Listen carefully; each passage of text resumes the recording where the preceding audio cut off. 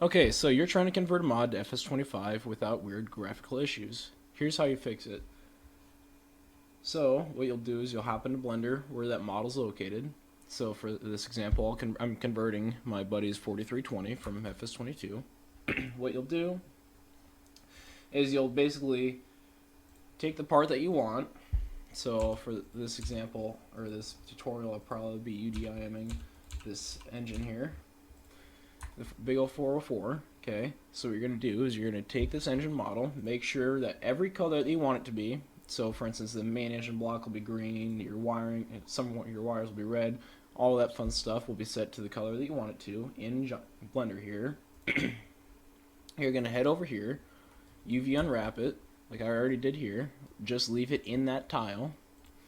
Once you get back out, you can go ahead and export this and all this other stuff that you have. So for this I have multiple other components that will be animated.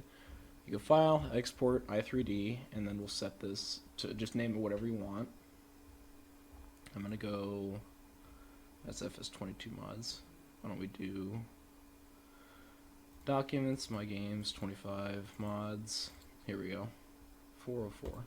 Okay, once you get into Blender, what you're gonna do is put all those designated objects where they belong. So your engine belongs there, your pulley and your fan belongs there.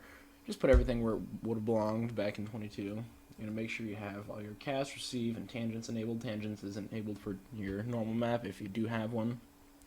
Even though I don't have a dedicated normal map for this mod, I still enabled added the default normal. It just makes it look different somehow. I don't know. I've noticed a difference anyway in it. Then what you're going to do is you're going to select your gloss map. So your spec map that you made, it can be the same one that you used for 22. So then you're going to go and here you're going to get your VMask here. Select that, enable it. Then you're going to apply the FS25 vehicle shader. So you go Data, Shaders, and then Vehicle Shader should be at the bottom, towards the bottom here. Select that, enable it, and then you can just leave that alone for now. And then basically just do that for all the rest of the materials here. So again, you're going to go Data, Shaders, scroll down, Vehicle Shader, and then you can just apply your glossed map and normal map. Okay, now after you've got everything applied, it is going to be invisible, but don't worry, it's still there. You can go ahead and hide everything that was hidden before. Okay, now that you've got your vehicle bought and in FS25, you can take a look at your part that you added, and you'll notice that there's a lot of color issues here. Well, that's just fine. So what you got to do to fix those is you got to open up your i3D in a text editor. I use Visual Studio Code, but either one works. So what we'll do here is you'll see that there's a bunch of stuff like this here.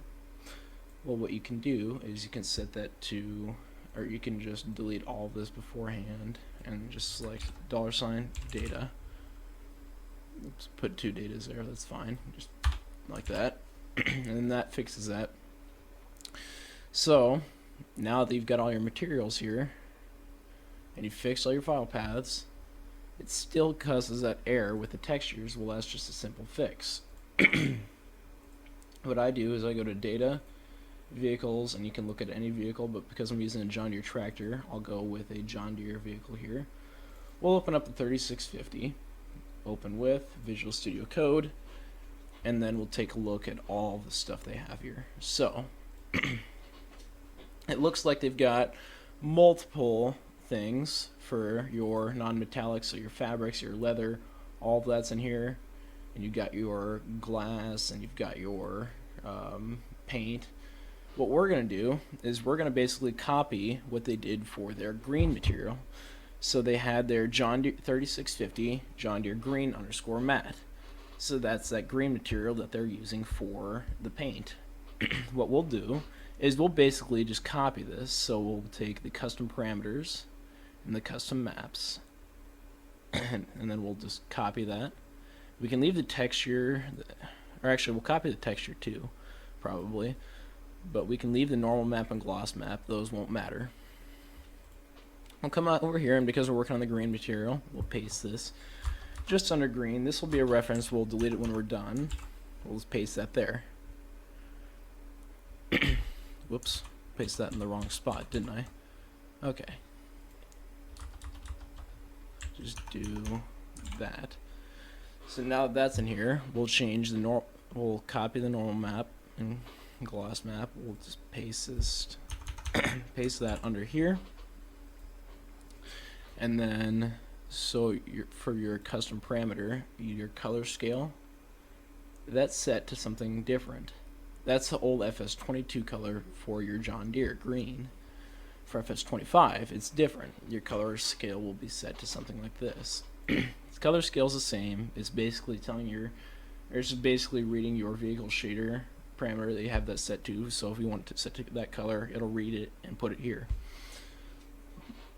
Then what you can do is, after you make sure the colors are different, you're just going to delete the old one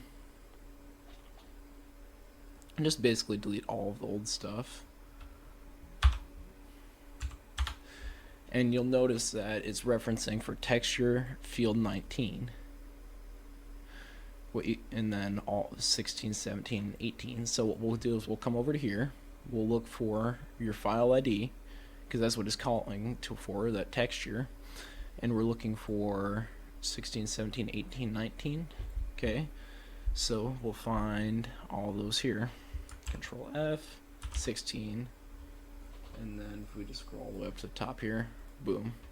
16, 17, 18 are these calibrated paints. So you'll copy that, and then scroll up to your files here, and just simply paste those in there. And then we're also looking for 19, and 19 would be your texture. So if we just search for 19, this will be that white diffuse. So you can just go ahead and copy that as well and paste that underneath all of this. Double check too that you don't have any other 16, 17, 18, or 19 for file IDs. Otherwise those are going to overwrite and cause issues. Then what you can do is, under 404 green, after that's all said and done, you can go ahead and save. Come back in your mod, just reload it here, and just like that, your textures are all fixed.